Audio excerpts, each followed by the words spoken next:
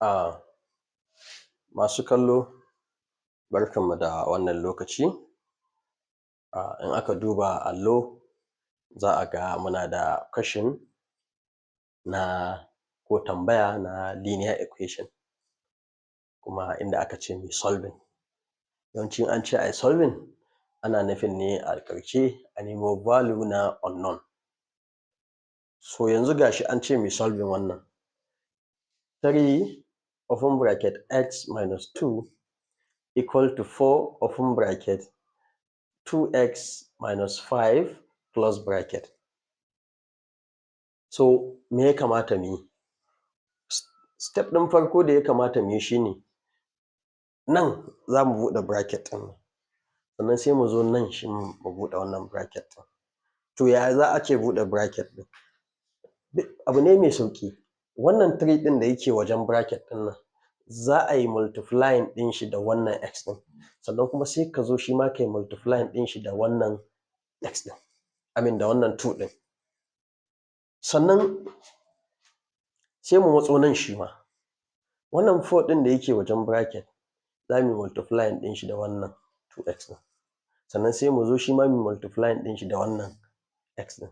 Bari mu yi mu gani.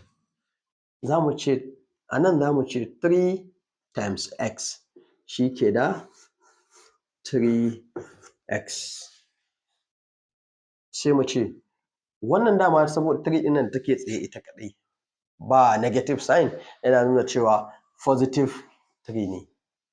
So idan ta zo shi kuma wannan minus ɗin yana tare da wannan 2 ɗin ne.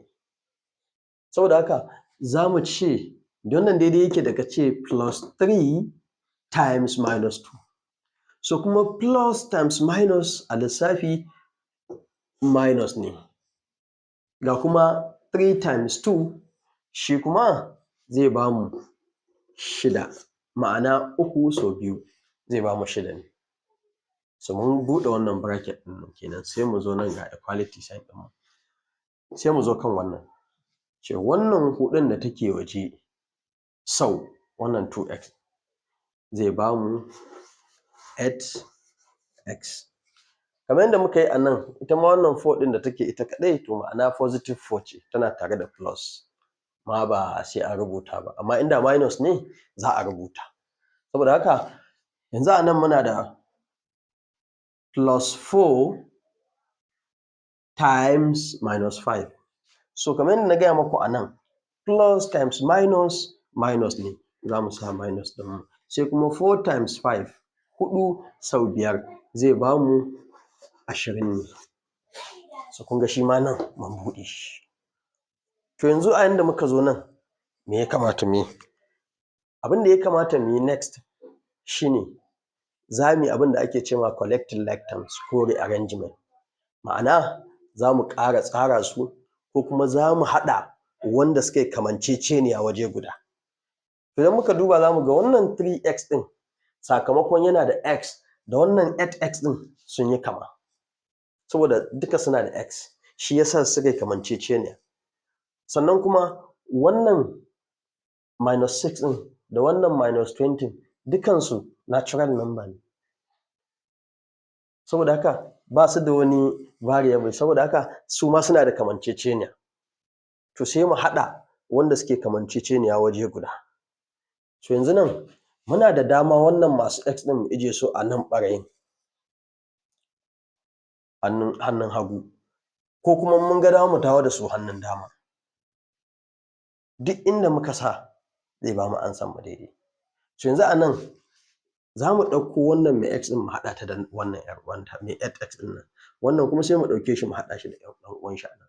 So yanzu a nan muna da 3x. So wannan 8x ɗin idan muka ɗauko shi don ya haɗe da wannan 3x ɗin dole zai tsallake wannan equality sign ɗin, kuma asalin shi positive number ne.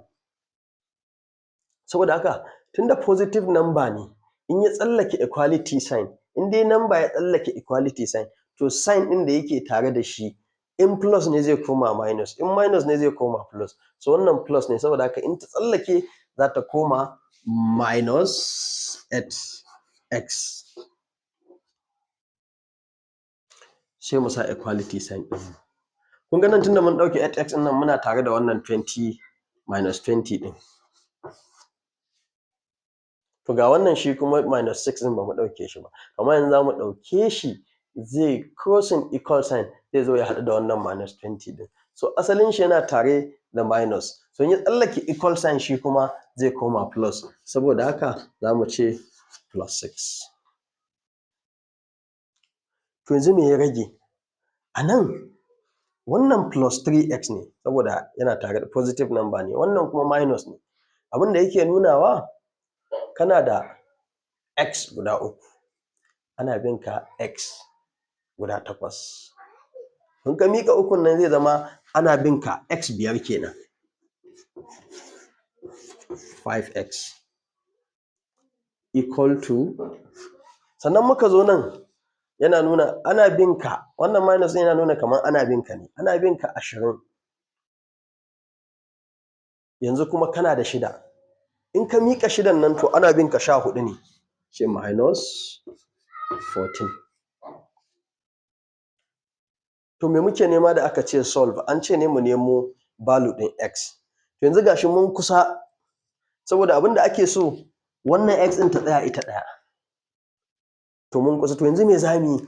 Ga mu dai yanzu minus 5x muke da shi equal to 14. Yanzu abin da ya rage mana kawai mu san yadda za mu yi mu cire wannan 5x ɗin. Minus 5 ɗin nan mu san yadda za mu yi mu cire ta. So ya za mu yi mu cire ta? To sai mu yi abin da ake cewa divide both side by coefficient of x. Menene coefficient of x? Shine minus 5. Menene both side? Wannan side ɗin da wannan side ɗin. To in aka ce divide, it means za mu yi haka kenan. By coefficient of x. Coefficient of x kamar yadda na gaya muku shine minus 5. Saboda wannan ana ce mashi coefficient, wannan kuma ana ce mashi variable. So minus 5. Nan ma over minus 5. To da muka zo nan me za mu yi? Wannan minus ɗin zai kashe wannan minus ɗin, wannan 5 ɗin zai kashe wannan 5 ɗin. Therefore a nan muna da x equal to, wannan minus ɗin ma zai iya kashe wannan minus ɗin, 14 over 5.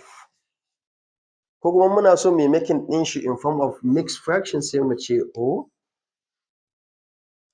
sai mu ce wannan 10, wannan 5 ɗin za ta shiga 14 so nawa? Za ta shiga so 2. Amma in ta shiga so 2 akwai raguwa. Saboda 10 so 2, 5 so 2 10 ne. To idan muka samu 10 nan, it means muna da ragowar 4 kenan. Sai mu sa ragowar mu a sama. Sai kuma mu rubuta over 5 ɗin mu. To ya zama mana yanzu muna da 2 whole number 4 over 5. Saboda haka in form of proper fraction ne, za mu bar shi haka, 14 over 5. Dama shi improper fraction shine fraction ɗin da na sama ya fi na ƙasa girma. Mixed fraction kuma yana da whole number and the fractional part. So mun samo answer mu kenan. Mun samo value ɗin x.